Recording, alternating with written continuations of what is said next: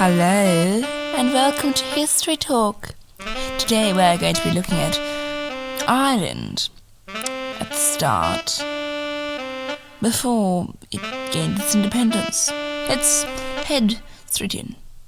Hello, and welcome to History Talk. Today we're going to be talking about why exactly Ireland wanted to have its independence. What was leading up to it? And, well, of course, that's going to take a couple of weeks. So, there's a good bit of stuff to cover. So, let's begin, basically.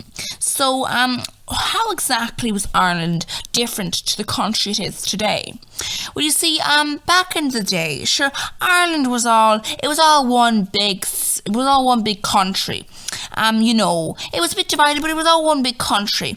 It wasn't technically, it was ruled by another country, England, so technically, when it was one country, it wasn't really free, so, you couldn't really call it its own state, I guess you could say, but basically, in the modern day, Ireland is divided into two areas. You've got the Republic of Ireland and you've got Northern Ireland.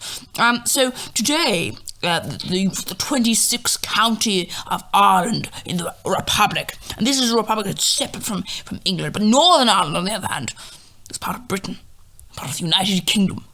And you see, Northern Ireland, that is part of Ireland. So was Ireland, of course, back in the day. And, of course, now, today, Ireland, you could argue, is a very urbanised country.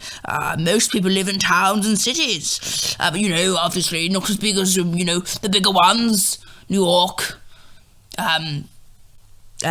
others, but they still live in towns and cities. So, but back in the day, it was a very rural country. Most of the time, you'd have 60% of the population living in the countryside. That's only 40% of the population didn't live in the countryside. So you got most people living in the countryside, So Ireland was it's kind of an industrialised country. It produces a range of industrial goods. Now, obviously, some of these goods are produced by multinationals, so the profits aren't going to Ireland, but the goods themselves are made in Ireland.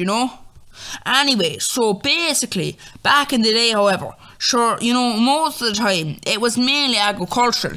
6% of the population, over 6% of the population, to be honest, it was just people working the land. They work on the land, making the foods. People used to say, Ireland was basically England's, field, essentially. A big, massive place where they could produce all the crops, Anyway, so basically, England's a bit industrialised in the modern day. So back then, they were going, no, we're going to use this field to build a bunch of houses. We're going to use this field to build a bunch of factories. You can make the food. And we'll build the process stuff, Anyway, so the only real area where, you'd have much industry was around Belfast. In Belfast, you'd have an industry around there. That was really the only place where you had any industry.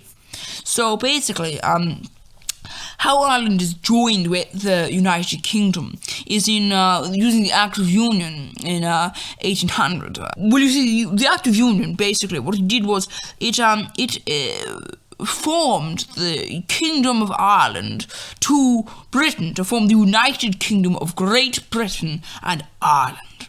As you can see, from Irish life, from what I've discussed beforehand, Irish life was fairly different to the United Kingdom. However, that wouldn't stop us, So basically, what it meant was that important decisions affecting people's lives, such as taxes, trade, economy, social welfare, and education, were all made in London.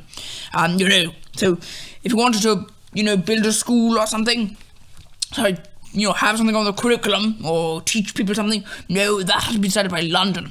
And you see, mostly it was more of a one size fits all sort of situation. So, you take what everyone takes. However, of course, that obviously is a little bit more complicated when you have countries which are drastically different to each other.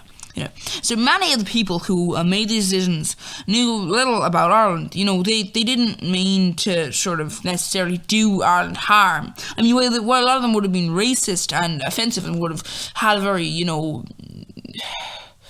offensive view of people that were under their control. They didn't necessarily want to do the country's harm, but they didn't really want to go to the bother of actually finding out anything about the countries they controlled. So what happened there was that they would just have lack of knowledge over multiple subjects. They'd have knowledge over England, and then they just say, okay, that's what my knowledge ends there. I'm not gonna try and find out a little bit more. So that's where they leave it. So that would mean that would lead to massive damage. So Irish people who wanted to influence these decisions had to go over to London to take part in politics there, because there was no government in Ireland, because that had been taken away by that Union. So the United Kingdom Parliament at Westminster, so this is the main source of power in the United Kingdom. They met in Westminster in London. It consisted of two houses, the Lords and the Commons. Now, the House of Lords was basically all of the aristocracy. After the Union, Irish Lords were actually elected 28 of their number to actually sit in the Lords. Most members of the Lords were wealthy men. Many of them were landlords, so obviously sexist, and also, monetarily wise, it's not very equal either. So obviously, if you're making a decision on taxing the wealthy, well, House of Lords isn't going to be the best place to try and get support. So they saw very little to change society because it was working for them. Therefore, they were usually kind of conservative, and they tended to support the Conservative Party, and the Conservative Party always had a majority in the Lords. However, the House of Commons was different. The House of Commons contained 665 members of Parliament, or MPs, who were elected by the voters of England, Scotland, Wales, and Ireland. Now, you might be thinking, of course, well, what are the other colonies? They didn't get a vote in that area. So no. So basically, the problem was with this is that while you had your people there, you never really had a majority, because the English would have had a significant number of people, because obviously it was their parliament. So, while you might have had a portion enough to be able to voice your concerns, although people argue you wouldn't, you didn't really have enough to actually, pass a law or prevent it. So Parliament made laws for the United Kingdom. First, a proposal called a bill was introduced into the Commons, or the Lords. Where both houses passed, the bill would become an act of Parliament. It would become a law at that stage. Up until 1911, the Lords could actually stop any bill from becoming an act by, simply, saying no. Just no. However, in 1911, they said, the Commons said, actually, no, we won't allow this, because of course, it's a bit problematic to say, well, these are the elected individuals, and if the elected individuals pass something and say, yes, that's fine, that can go through, then a bunch of wealthy people who aren't elected get to go, no. And then it gets killed. That doesn't make much sense.